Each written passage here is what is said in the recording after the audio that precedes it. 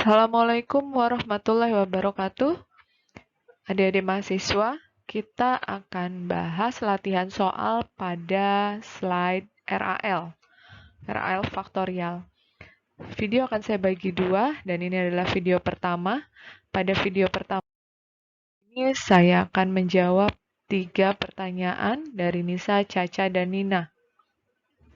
Nisa bertanya di soal terdiri dari 4 ulangan, tapi di tabel terdiri dari 3 ulangan. Ya, terima kasih Nisa. Memang ada kesalahan pengetikan. Yang benar adalah sesuai di tabel, yaitu 3 ulangan.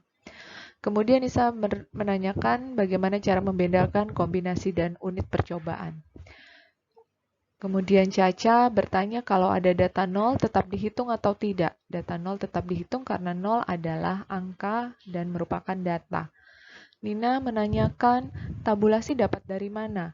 Apa dari angka acak? Tabulasi didapat dari data pengamatan. Misalnya, parameter pengamatannya adalah tingkat kekentalan dari jus buah.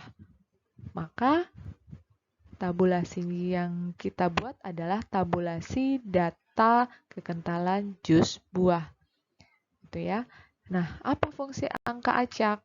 Nanti akan saya bahas, kalian menjawab pertanyaan Nisa, yaitu bagaimana cara membedakan kombinasi dan unit percobaan. Kita lihat lagi soalnya. Soalnya adalah rancangan acak lengkap 2 faktor. Faktor pertama adalah jenis bahan pengisi. Faktor pertama terdiri dari 2 taraf, yaitu maltodextrin dan dextrin. Dan faktor kedua adalah konsentrasi bahan pengisi. Konsentrasi bahan pengisi terdiri dari 5 taraf, yaitu 0, 5, 10, 15, dan 20%. Setiap perlakuan diulang 3 kali. Pertanyaannya adalah, bagaimana menentukan kombinasi? Maka, agar lebih mudah, rak faktorial ini kita buat bagannya. Yang pertama adalah faktor pertama, yaitu jenis bahan pengisi. Terdiri dari 2 taraf, yaitu maltodextrin dan dextrin.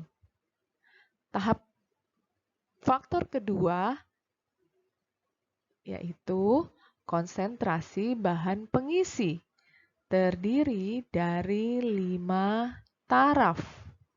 Saya ulangi, faktor kedua adalah konsentrasi bahan pengisi, terdiri dari 5 taraf, yaitu B1 0%, B2 5%, B3 10%, B4 15%, dan B5 20%. Kombinasi didapat dari mana?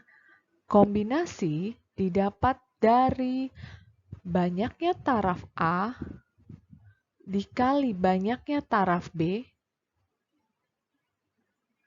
maka diperolehlah kombinasi. Taraf A ada 2 taraf, faktor B ada 5 taraf. Jadi kita dapat peroleh kombinasi, yaitu ini yang berwarna kuning sebanyak 10 taraf. Bagaimana dengan angka A dan B ini? Ini hanya simbol. Di sini saya memberi simbol A dan B. Teman-teman bisa memberi simbol misalnya jenis bahan pengisi dengan simbol J.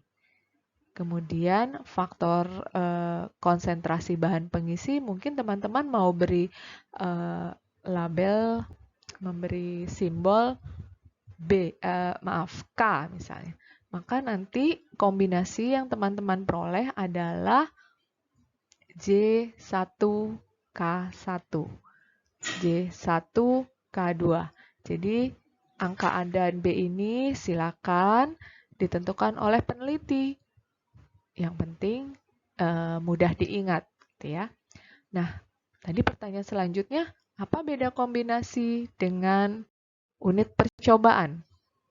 Atau biasa juga disebut satuan percobaan. Tadi kita sudah sampai di sini ya, dapat kombinasi. Nah, maka unit percobaan adalah kombinasi dikalikan dengan ulangan.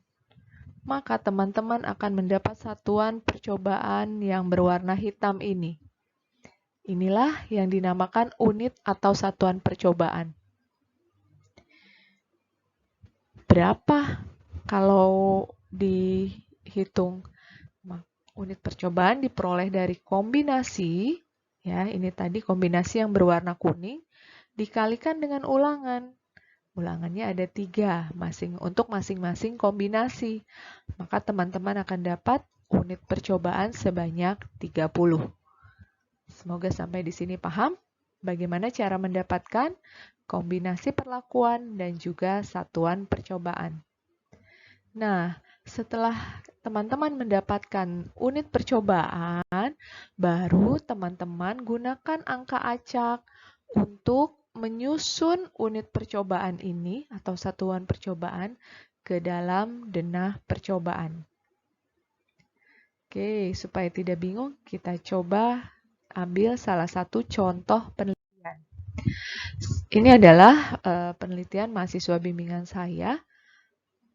Penelitian ini berjudul Pengaruh Perlakuan Jenis Skarifikasi dan Tingkat Konsentrasi Kalium Nitrat Terhadap Viabilitas Benih Aren Varietas Parasi. Dari judul, kita bisa lihat bahwa penelitian ini terdiri dari 2 faktor.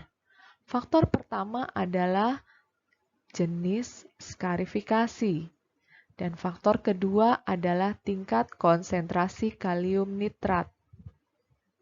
Nah, dari 2 faktor ini, tentu kita ingin tahu taraf dari masing-masing faktor berapa. Nah, untuk mengetahui taraf dari masing-masing faktor, cara paling cepat adalah membaca di abstrak atau ringkasan.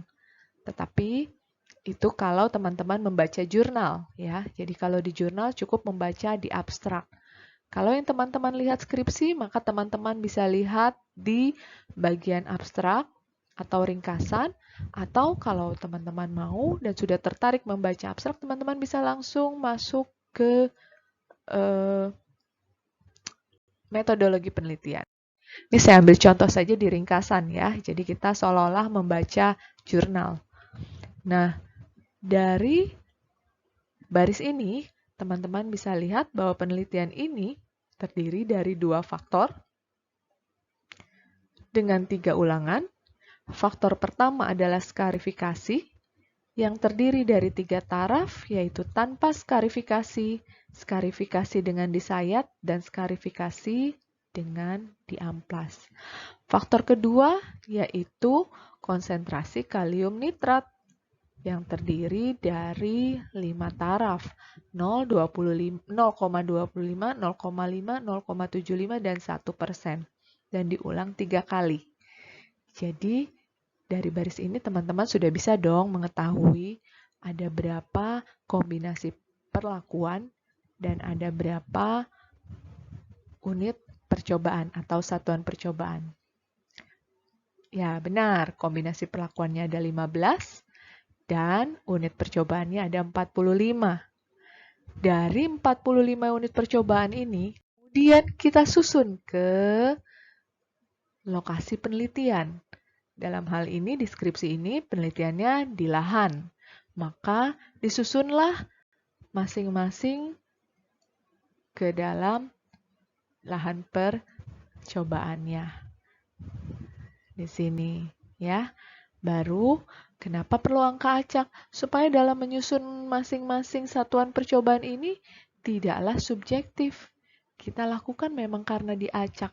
Tidak ada kepentingan ingin meletakkan S1 K0 di sisi kiri. Tidak ada subjektivitas ingin meletakkan S0 K0 di suatu titik tertentu. Tidak. Tetapi lebih karena memang diacak. Tidak ada kepentingan tertentu. Sekian untuk pertanyaan-pertanyaan di video pertama. Untuk pertanyaan mengenai bagaimana cara menyusun ANOVA akan saya bahas di video kedua.